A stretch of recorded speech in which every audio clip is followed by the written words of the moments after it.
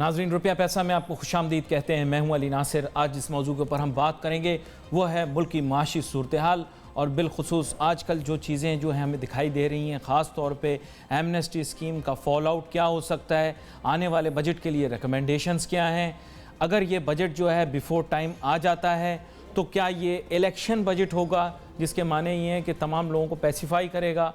उससे पहले बहुत सारे मिनी बजट्स भी हम देख चुके हैं। अगर देखा जाए तो आरडी का जो इशू है ये भी बहुत ज़्यादा अहमियत तलब है। यहाँ पर मैं ये भी चाहूँगा कि अवाम के मसाइल के हल के लिए जो इकदाम लेने चाहिए थे, क्या हुकूमत वो ले रही है, और खालिसतन इस इशू को पॉलिटिकल बना लेना क्या ये मसले का हल है? क्योंकि बहुत सारे लोग परेशान हैं। आपको पता है कि बुनियादी जो मसला हमेशा रहता है, मैं उस पर डिस्कस भी करता रहता हूँ, दुनिया जहाँ की जो मईशतें हैं उनको जब आपस में उनका जो है मुसाबकती अमल किया जाता है, उनका जो है कंपेरेटिव एनालिसिस किया जाता है, तो सबसे पहली चीज़ ये देखी जाती है कि महंगाई और बेरोज़गारी कंट्रोल में है या नहीं। हमारे मुल्क के अंदर देखें तो लफाजी तो बहुत ज़्यादा हो जाती है, लेकिन स्किल्ड लोग शिकायत करते हैं, फीडबैक आती है, बार बार कहते हैं मुलाजमतें नहीं हैं हमारे पास पाकिस्तान के अंदर। मुलाजमतों की जो क्या कहते हैं कि न्यू जॉब क्रिएशन का जो एक सिलसिला है वो एक रुक सा गया है, थम सा गया है। काफ़ी अरसे से इस मामले के ऊपर शोर मचा रहे हैं, क्योंकि इंडस्ट्रीज नई इंडस्ट्रीज़ नहीं निकाल रहे, बना रहे, और बैंक्स जो हैं वो उनको लोन नहीं दे रहे। बैंक जब उनको लोन नहीं देते रहे माजी के अंदर, और आजकल अगर देखें तो हंटिंग फॉर न्यू क्रेडिट भी जो है मेरे ख्याल से कोई इतनी ज़्यादा नहीं रही। प्राइवेट हमारी इंडस्ट्रीज़ जॉब क्रिएट नहीं कर पा रही, बेरोज़गारी के अंदर इजाफा हो रहा है। ताम हुकूमत जो है वो मैं ये कह रहा हूँ कि कोशिशें कर रही होती है। ये जो सियासी पार्टियाँ एक वक्त के ऊपर जो है इक़्तिदार में होती हैं, वो कोशिश करती हैं आवाम को हुडविंक कर लें। वैसे माज़रत थोड़ा सख्त वर्ड है हुडविंक, लेकिन बुनियादी बात यही होती है कि अपनी नज़रों के धोखे से किसी तरह जो है आवाम को दूसरी समत में ले जाएं। महंगाई का इशू बहुत ही ज़्यादा सीरियस और जिसे कहते हैं कंसर्न वाला है। आगे चल के मॉनेटरी पॉलिसी के ऊपर भी रिफ्लेक्ट होता दिखाई देगा, क्योंकि गवर्नमेंट्स क्या करती हैं, कुछ लोगों को खुश रखने के लिए इंटरेस्ट रेट को बहुत कम कर देती हैं। उसका नतीजा क्या होता है कि हमारे मुल्क के अंदर ठीक है कभी इकोनॉमिक एक्टिविटी होती है, कभी नहीं होती। हुकूमत ने खुद भी बहुत सारे कर्जे लिए हुए होते हैं, उनको सस्ते पड़ते हैं, वो कहते हैं साहब कंट्रोल में रखो, कंट्रोल में रखो, इंटरेस्ट रेट को लो रखो। उसका नतीजा क्या होता है, मार्केट में सरमाया ही सरमाया। उस सरमाया की जब जो मैं कहूँगा कि वाफिर मिकदार मार्केट में आ जाए, जिसे अफरात ज़र कहते हैं, तो उससे महंगाई पैदा होती है। और ख़ास तौर पे जैसे मैं हमेशा कहता हूँ कि इसमें तवाज़ुन रखना बड़ा ज़रूरी है। अमूमन प्रोग्रामों के अंदर तज्ज़िया देते भी नहीं है, इसलिए मैं कोई तज्ज़िया दूंगा भी नहीं। लेकिन सच बात यह है कि अगर आप आवाम के मसाइल को देखना चाहें तो ख़ुद जाएँ मंडियों में, ख़ुद जाएँ मार्केटों में, जाकर एक दिन का सौदा ख़रीदने की कोशिश करें, आपको ख़ुद पता लग जाएगा कि महंगाई कहाँ खड़ी है। एक छोटी सी ब्रेक लेंगे, ब्रेक के बाद जब वापस आएंगे तो साबिक वफाकी वज़ीर बराए ख़जाना डॉक्टर सलमान शाह हमें ज्वाइन करेंगे, उनसे पूछेंगे, इन सवालात के जवाब जानने की कोशिश करेंगे। Let's take a short break.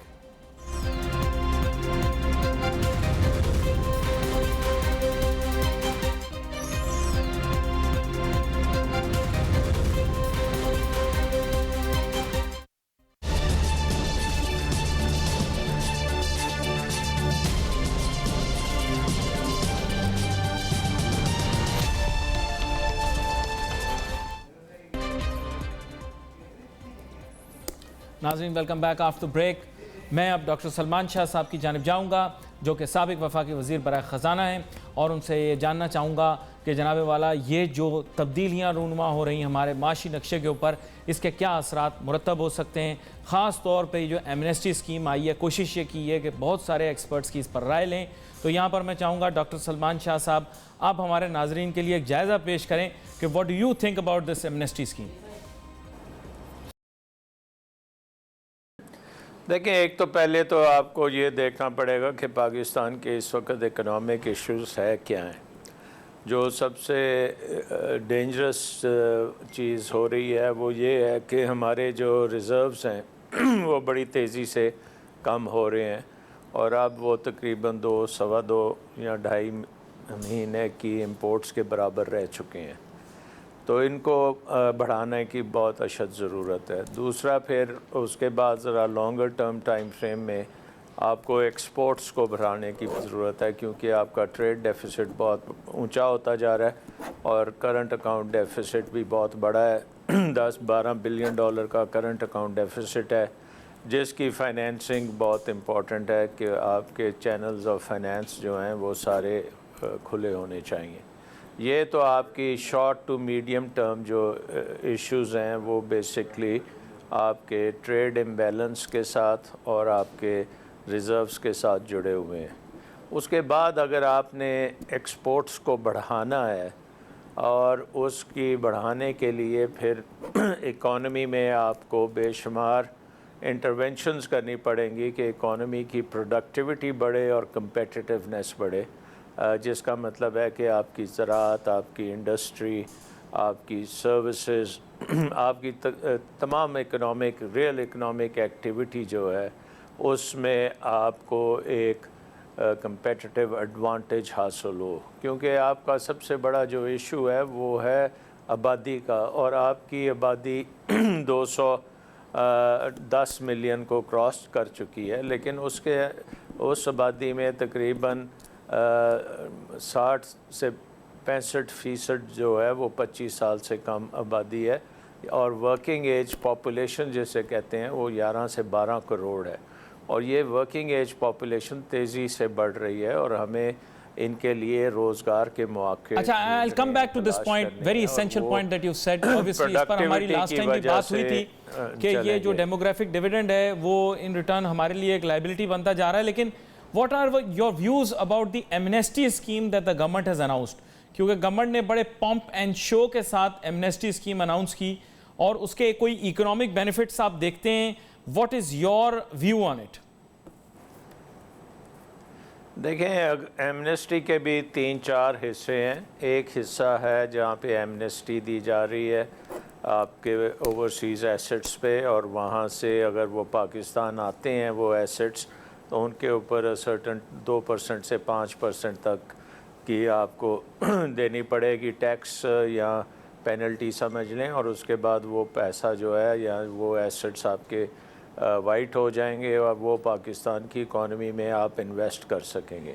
इसके अलावा आपने टैक्स रेट्स में कमी की है, मैक्सिमम टैक्स रेट को 15% पे किया है, और जो ज़ीरो टैक्स रेट है वो 1 लाख रुपए पर माह की जो आमदन है उस तक वो ज़ीरो टैक्स होगा, और बीच में फिर 5% और 10% के 2 स्लैब्स हैं। सो ये एक ख़ासी सिंप्लीफिकेशन है टैक्स रेट्स में। उसके बाद फिर कुछ टैक्स एडमिनिस्ट्रेशन की भी कुछ थोड़ी बात की गई है कि जो FBR के ऑडिट का तरीक़ेकार है उसके ऊपर कुछ नई तरीक़ेकार इख्तियार किया जाएगा, जिससे ऑडिट जो है वो बिज़नेस कम्युनिटी के लिए ज़रा उसमें आसानी होगी। और चौथी चीज़ जो है उसमें वो है प्रॉपर्टी के बिज़नेस के ऊपर, कैसे वो प्रॉपर्टी के बिज़नेस को आप कर सकते हैं लेजिटिमाइज। 1% आपको रेट देना पड़ेगा रजिस्ट्रेशन के लिए, और 1% ही वो रिकमेंडेड है कि प्रोविंसेस भी लें, लेकिन जो वैल्यू होगी उस प्रॉपर्टी की वो प्रॉपर्टी ओनर डिक्लेयर करेगा, बट वो इतनी कम नहीं कर सकेगा क्योंकि नई जो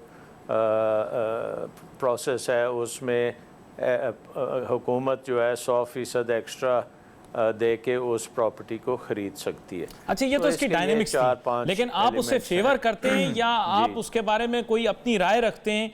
क्योंकि बहुत सारे लोग क्रिटिसाइज कर रहे हैं, पॉलिटिशियंस तो आपको पता है ऑपोजिशन के अंदर जितने हैं वो तो बहुत ज़्यादा इस वक्त इरिटेटेड फील कर रहे हैं। जो गवर्नमेंट के अंदर है वो जाहिर बात है they are out there to defend this, लेकिन आप इसको किस तरह से जज करते हैं?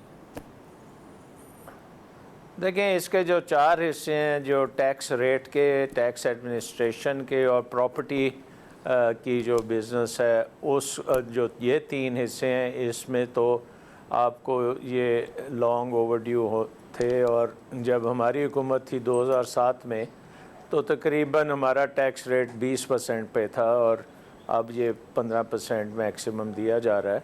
तो आई थिंक उस 2007 से 2018 तक ग्रेजुअली टैक्स रेट भी बढ़ता गया और टैक्स में करप्शन भी बढ़ती गई।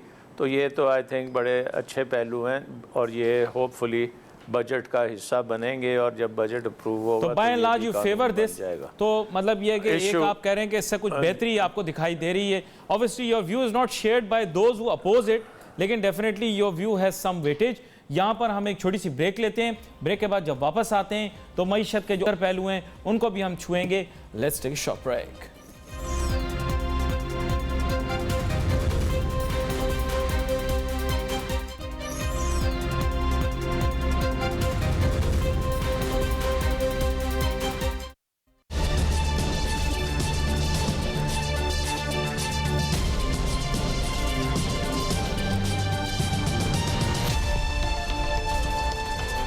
नाज़रीन, welcome back after the break. गुफ्तगू हमारी जारी है। हम बात कर रहे हैं डॉक्टर सलमान शाह साहब के साथ, और ब्रेक पे जाने से पहले उनसे बात हो रही थी एमनेस्टी स्कीम के मुतालिक, और उन्होंने अपनी राय दी एमनेस्टी स्कीम के मुतालिक।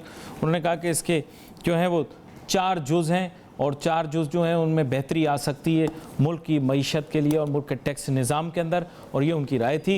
यहाँ पर मैं चाहूँगा डॉक्टर सलमान शाह साहब से ये भी पूछ लूँ, क्योंकि उन्होंने एक जायज़ा तो पेश कर लिया हमारी मईशत का। अब आने वाले बजट के अंदर डॉक्टर सलमान शाह साहब, आप क्या देखते हैं मुल्क की मईशत किस सम्त में जा रही है और हुकूमत के पास क्या क्या ऑप्शन हैं? एक तो ये है कि ये जो एमनेस्टी स्कीम के सर्टन हिस्से जो हैं, जो टैक्स रेट्स, टैक्स एडमिनिस्ट्रेशन और हाउसिंग वगैरह के जो टैक्सेस हैं, उसको बजट के अंदर किया जाएगा अप्रूव, और उसको फाइनेंस बिल के भी हिस्सा बनेंगे। और जो आपकी टैक्स एमनेस्टी है का हिस्सा है, उसमें ज़रा जो इश्यूज़ हैं, उसमें पर्टिकुलरली FATF के पॉइंट ऑफ व्यू से कुछ इश्यूज़ हैं, क्योंकि अगर आपने tax amnesty across the board देते हैं तो फिर तो बहुत प्रॉब्लम्स आ जाएंगे। मसलन उसमें बिज़नेस के लोग भी होंगे, उसमें पॉलिटिशियंस भी होंगे, उसमें सिविल सर्वेंट्स भी होंगे, उसमें स्मगलर्स भी होंगे, उसमें नारकोटिक्स करने वाले भी होंगे, उसमें मनी लॉन्ड्रिंग टेररिज्म के लिए है वो भी होंगे। तो इस स्कीम के लिए तो सक्सेस उसी वक्त हो सकती है अगर 3-4 अरब डॉलर पाकिस्तान के रिज़र्व्स में आ जाएं, और वो हमारे जो बिज़नेस कम्युनिटी के पैसे बाहर पड़े हैं वो अगर वापस आते हैं तो वो एक लेजिटिमेट सोर्स होगी उन पैसों की। बाकी जितने भी मैंने गिनवाए हैं वो इलीगल होंगे, वो फिर पाकिस्तान के लिए खासी मुश्किलात भी पैदा कर सकते हैं। सो आई थिंक। लेकिन डॉक्टर सलमान शाह साहब, यहाँ पर बिगेस्ट फेयर ये है कि कुछ ऐसे लोग ज़रूर होंगे जो कि इस मुल्क की रिसोर्सेज को प्लेंडर करते रहे हैं माजी के अंदर, और ज़ाहिरी बात है उनको भी एक जो है रिलैक्सेशन और रिलीफ मिल जाएगी आजकल के इस माहौल में, जबकि आवाम बहुत ज़्यादा फाइनेंशियल अकाउंटेबिलिटी की तरफ देख रही है, और बैनुल-अक़वामी सतह के ऊपर भी बदउनवानी और बेज़ाब्तियों के ख़िलाफ़ बड़ी सख्त जो है वो एक रद्द-ए-अमल हमें दिखाई दे रहा है। तो आपके ख़्याल से क्या इसका ताल्लुक़ वहाँ भी जोड़ा जा सकता है? और अगर इसका मिसयूज़ हो और गलत किस्म के लोग जो गलत तरीके से पैसे मुल्क से बाहर लाए हों, लेकर गए हों, वो वापस लाने की कोशिश करें, तो उसकी रुकावट के लिए या उसकी रोकथाम के लिए भी तो कोई काम करना चाहिए। ये देखें, आई थिंक वो तो मैंने पहले कहा कि जो सियासतदानों का अगर करप्शन का पैसा है, ब्यूरोक्रेसी का करप्शन का पैसा है, नारकोटिक्स का पैसा है, स्मगलिंग का पैसा है, आपकी टेरर फाइनेंसिंग का पैसा है, तो वो तो बिल्कुल आप उसको हाथ भी नहीं लगा सकते, और वो इस एमनेस्टी स्कीम से बाहर रखना ही चैलेंज होगा कि उसको कैसे डिस्टिंग्विश किया जाएगा। सिर्फ अगर आपके बिजनेसमैन ने बाहर पैसा रखा है, ठीक है, उन्होंने टैक्स इवेजन की होगी, लेकिन उनकी बिजनेसें अगर लेजिटिमेट हैं तो वो टैक्स पे करके कुछ उसको वाइट करेंगे, और फिर वो जो इसमें बॉन्ड्स का कहा गया है कि वो बॉन्ड्स में डाल सकते हैं या वो अपनी फैक्ट्रियों में डाल सकते हैं, तो वो एक हमारे लिए पॉजिटिव चीज़ हो सकती है, क्योंकि अगर आपका ये 3-4 बिलियन आ जाता है तो फिर आपको IMF के पास जाने की ज़रूरत नहीं होगी। सो आई थिंक कि ये हमें देखना पड़ेगा कि ये एमनेस्टी में टेंटेड और अनवांटेड पैसा नहीं आना चाहिए, और वो एक बड़ा चैलेंज हो सकता है इस स्कीम के लिए कि वो उसको कैसे आप जो है ये बिल्कुल इलेजिटिमेट जो सोर्सेज हैं उसको लेजिटिमेट सोर्सेज से कैसे डिफरेंशिएट करेंगे। अच्छा डॉक्टर सलमान शाह साहब, मुझे ये बताइएगा कि अभी आने वाले बजट के अंदर कौन कौन से ऐसे ऑप्शंस हैं जो कि गवर्नमेंट के सामने हैं? और जाहिर बात है ये जी, एक बात तो बड़ी क्लियर है कि आपको बजट में जो प्रोजेक्शंस हैं, आपकी रेवेन्यू प्रोजेक्शंस, एक तरफ तो आपका तकरीबन 95 से 100 बिलियन की जो पहले कलेक्शन होती थी, अब उनको ज़ीरो आपने रेटिंग दी है, तो वो आपको मेकअप करना पड़ेगा। और वो मेकअप होगा कि आप ये अस्यूम करेंगे कि जो हायर ब्रैकेट्स हैं उसमें ज़्यादा लोग आएंगे नेट में, और उसको वो ऑफसेट कर देगा जो मराहत दी गई हैं ज़ीरो टैक्स के लिए। सो एक तो ये देखना पड़ेगा कि how good is that projection. दूसरी चीज़ फिर आपको ये देखनी पड़ेगी कि आपके एक्सपेंडिचर साइड पे क्या आप कंट्रोल्स, किस किस्म के कंट्रोल्स करते हैं और गैर ज़रूरी अखराजात को कम करने में कामयाब होते हैं या नहीं, और जो एसेंशियल हमारे डेवलपमेंट के प्रोग्राम्स हैं, सीपैक के प्रोग्राम्स हैं, उनको आप फाइनेंस कैसे करते हैं। सो आई थिंक एक तो ये बहुत बड़ा बजट इसलिए होगा, एक तो इसमें टैक्स रेट्स खासे स्लैश किए गए हैं, और दूसरी तरफ आपको एक्सपेंडिचर्स की प्रायोरिटीज़ को बहुत बेहतर तरीके से देखना पड़ेगा कि आपके हेल्थ एक्सपेंडिचर्स क्या हैं, आपकी एजुकेशन के एक्सपेंडिचर्स क्या हैं, आपके शहरों के ऊपर क्या एक्सपेंडिचर्स आएंगे, आपका इंफ्रास्ट्रक्चर जो है वो पानी का इंफ्रास्ट्रक्चर है, उस पर आपकी क्या इन्वेस्टमेंट होगी। तो ये आई थिंक इस बजट के लिए इम्पॉर्टेंट बड़ी चीज़ है। लेकिन एक प्रॉब्लम उसमें ये है कि ये हुकूमत जो है वो बजट देते साथ ही बर्खास्त हो जाएगी, तो इम्प्लीमेंट वो बजट जो है वो अगली गवर्नमेंट करेगी। तो वो फिर अगली गवर्नमेंट उससे एग्री करती है या नहीं करती, ये देखने की बात होगी। अच्छा डॉक्टर सलमान शाह साहब, यहाँ पर एक अहम सवाल ये पैदा होता है कि अगर ये बजट बनाते हैं इस दफ़ा, और ज़ाहिर बात है इलेक्शन के बाद इनके जहन में तो यही होगा कि शायद इन्हीं को ही अपॉर्चुनिटी मिल जाए कि यही इस बजट को आगे लेकर चलें, लेकिन पॉसिबिलिटी तो पॉलिटिकल कोई भी हो सकती है। ज़ाहिर बात है कोई और सियासी जमात भी हुकूमत में आ सकती है। आप क्या बाकी सियासी जमातों के अंदर कोई डायरेक्शन देख रहे हैं हमारे मुल्क की इकोनॉमिक डेस्टिनी या इकोनॉमिक पॉलिसी को चेंज करने के लिए? देखें, आई थिंक कि जो नई गवर्नमेंट आएगी वो तो अपनी ज़ाहिर है उसकी प्रायोरिटीज़ डिफरेंट होंगी आज की गवर्नमेंट से, तो उस लिहाज से तो वो अमेंड करेंगे जो भी बजट अब दिया जाएगा उसका, फिर एक मिनी बजट और दूसरे बजट्स में जो हिस्टोरिकली आती हैं चेंजेस वो तो डेफिनेटली करनी पड़ेंगी। लेकिन कुछ चीज़ों पे डेफिनेटली कंसेंसस है, पर्टिकुलरली सीपैक जो है उसके अखराजात जो हैं वो करने पड़ेंगे, क्योंकि उसमें हमारे चाइना के साथ एग्रीमेंट्स भी हैं जिसके तहत ये इन्वेस्टमेंट होगी। और दूसरा ये है कि पाकिस्तान के जो एजुकेशन और हेल्थ पे भी एक कंसेंसस आ रहा है कि इसके ऊपर बजट्स जो बनेंगे, पर्टिकुलरली जो प्रोविंसेस बनाएंगी बजट, वो इन दो एरियाज़ में ज़्यादा फोकस होगा और इसमें ज़्यादा प्रायोरिटीज़ होंगी। सो आई थिंक कि बिकॉज़ ये गवर्नमेंट जा रही है, अब ये भी नहीं पता कि फेडरल गवर्नमेंट ये बजट देगी और उसके बाद प्रोविंशियल गवर्नमेंट्स दे पाएंगी अपना बजट के नहीं दे पाएंगी, तो ज़रा थोड़ी सी आई थिंक अनसर्टेनिटी इस पे ज़रूर है। लेकिन अगर ये बजट नहीं दे पाते तो फिर केयर टेकर्स को एक इंटरिम बजट देना पड़ेगा, और उसके बाद जो नई गवर्नमेंट्स आएंगी प्रोविंसेस में भी फेडरल गवर्नमेंट में भी, वो फिर अपने अपने बजट्स जो हैं वो पेश करेंगे बाकी टाइम पीरियड के लिए। अच्छा डॉक्टर सलमान शाह साहब, मैं चाहूँगा कि इस प्रोग्राम के अख्ताम में एक अहम सवाल आपसे ये भी पूछ लूँ। सारी दुनिया में ट्रेड डिप्लोमेसी के ऊपर बात हो रही है कि ट्रेड डिप्लोमेसी किस तरह से होनी चाहिए, लोग नए ट्रेड रूट्स को एक्सप्लोर कर रहे हैं, नई ट्रेड मार्केट्स को एक्सप्लोर कर रहे हैं। पाकिस्तान के अंदर मैंने देखा है कि इसके अंदर बहुत ज़्यादा एम्फेसिस नहीं है, बल्कि डाइवर्सिफिकेशन है ही नहीं, बल्कि आदत हमारी यही रही है, कभी हम जो है वो मशरिक़ वस्ता के ग्रुपों के ऊपर इन्हिसार शुरू कर देते हैं, कभी पड़ोसी ममालिक के ऊपर इन्हिसार शुरू कर देते हैं, कभी वेस्टर्न कंट्रीज़ के ऊपर इन्हिसार शुरू कर देते हैं। आपके ख्याल से क्या पाकिस्तान के अंदर भी इस पर तवज्जो नहीं होनी चाहिए?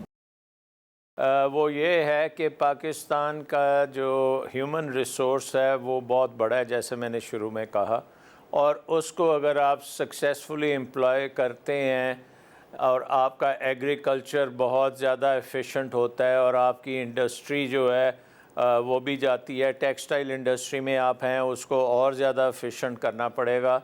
और बाकी उसके बाद जो है इलेक्ट्रॉनिक्स है, आपके ऑटोमोबाइल्स हैं, बाकी इंडस्ट्रीज़ हैं, जो कि अगर आप सीपैक को सही तरीके से इस्तेमाल करें और ये जो स्पेशल इकोनॉमिक जोन्स बन रहे हैं और उन जोन्स में उस किस्म की एक्टिविटी आनी शुरू हो जाए जो इकॉनमी को डाइवर्सिफाई करती है और मैन्युफैक्चरिंग के अंदर लेके जाती है, क्योंकि पाकिस्तान के आबादी, नौजवान आबादी जो 200 मिलियन की पॉपुलेशन है और वो बढ़ती जाएगी 2050 तक, तो आपको मैन्युफैक्चरिंग जॉब्स के लिए जाना चाहिए। तो सीपैक में अगर वो आपकी अरेंजमेंट हो जाती हैं और उसकी जो खपत है वो आलमी मंडियों में जाने के में आप कामयाब होते हैं, और चीन की मंडी या सेंट्रल एशिया की मंडी, ईरान की मंडी, यूरोप, अफ्रीका, ये तमाम मंडियों में अगर आपका माल जाना शुरू होता है तो अगले कुछ दानों में आपकी इकॉनमी खासी डाइवर्सिफाई हो सकती है। इस कॉन्टेक्स्ट में सीपैक बहुत इम्पोर्टेंट बनता है, क्योंकि आपको सीपैक के ग्वादर और कराची पोर्ट्स जो हैं वो इंटरनेशनल रूट का बहुत बड़ा हिस्सा बन जाएंगे, और आलमी ट्रेड अगर आपके पोर्ट्स के थ्रू आएगी तो उसमें आपका अपना माल भी शामिल हो सकेगा। सो आई थिंक इसके लिए बड़ा स्ट्रेटजी के साथ चलना पड़ेगा, और हुकूमत जो भी आएगी उसको ये स्ट्रेटजी बनानी पड़ेगी कि सीपैक में सिर्फ ये इंफ्रास्ट्रक्चर की हम बात नहीं कर रहे, लेकिन हम सॉफ्टवेयर की भी बात कर रहे हैं कि बायलैटरल इन्वेस्टमेंट ट्रीटीज़ किस तरह की होंगी, फ्री ट्रेड एग्रीमेंट्स किस तरह की होंगी, कौन सी मार्केट्स में हमें एक्सेस मिलेगा और हमारी पैदावार जो है वो इतनी कंपेटिटिव और प्रोडक्टिविटी इतनी अच्छी होगी कि पाकिस्तान से आप एक्सपोर्ट मार्केट्स में जा सकेंगे, क्योंकि आपकी आबादी यंगस्टर्स की इतनी बड़ी है कि आप दुनिया की फैक्ट्री बन सकते हैं। आपका डॉक्टर सलमान शाह साहब बहुत ज़्यादा शुक्रिया अदा करना चाहूँगा कि आज प्रोग्राम के अंदर आप हमारे साथ शामिल हुए। हमने मुल्क की जो इकोनॉमिक पॉलिसी है मेरे ख्याल से उसको भी थोड़ा बहुत रिव्यू किया, उसके बारे में डिस्कशन की, इसके साथ साथ एमनेस्टी स्कीम के मुतालिक भी बात हुई, बैनुल-अक़वामी पस मंज़र के अंदर भी गुफ्तगू हुई। तो मेरी हमेशा कोशिश यही होती है कि प्रोग्राम के अंदर ख़ास तौर पे मुल्क के जो माशी हालात हैं उनके अंदर बेहतरी लाने के लिए क्या क्या किया जा सकता है, और बहुत दफ़ा मस्बत गुफ्तगू भी हो जाती है। आज मस्बत गुफ्तगू रही, इसमें मेरे ख्याल तनकीद तो अपनी जगह मौजूद रहती है, लेकिन जो मस्बत पहलू हैं वो भी सामने आने चाहिए, और किस तरह से मामलात को ठीक किया जा सकता है इसके बारे में भी हमें बात करनी होती है और बात करते भी रहते हैं। यहाँ पर नाज़रीन हमारे प्रोग्राम का वक्त ख़त्म हुआ चाहता है। We wait for your messages on Facebook. यहाँ पर मुझे और मेरी टीम को इजाज़त दीजिए। अल्लाह हाफ़िज़।